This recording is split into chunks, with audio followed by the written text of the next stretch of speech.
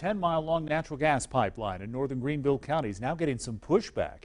7 News reporter Ann Maxwell talked with the company behind the pipeline and the property owners against it. This pipeline would create a 50-foot easement cleared of any trees or structures. The people who live here tell me they're worried this could destroy their property value. But the gas company says this pipeline is needed to serve their existing customers and a growing population.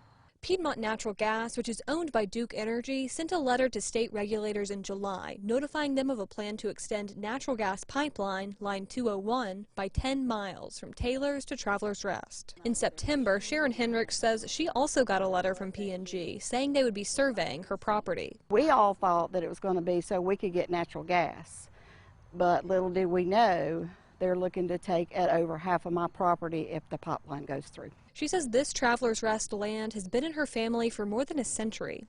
Basically, it would just be dead land. If they do take our land, it would be no more good to us. The natural gas company says this new pipeline is needed, not only to improve service, but because of how fast the area is expanding. Right now, we are mostly concerned about the growth that this area has already experienced. So we need extra capacity now. It's not only homeowners objecting. The conservation nonprofit Upstate Forever also has concerns. The only folks who benefit from this project that I can tell are the shareholders. Energy and State Policy Director Shelley Robbins says she doesn't see a need for the increased capacity, but Robbins says P&G has eminent domain. Can a landowner refuse an easement?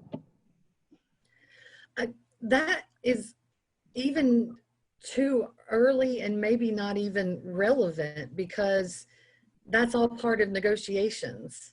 There's not enough money they could give us to compensate for 100 years worth of time that my great-grandfather, my grandfather, and my dad lived here.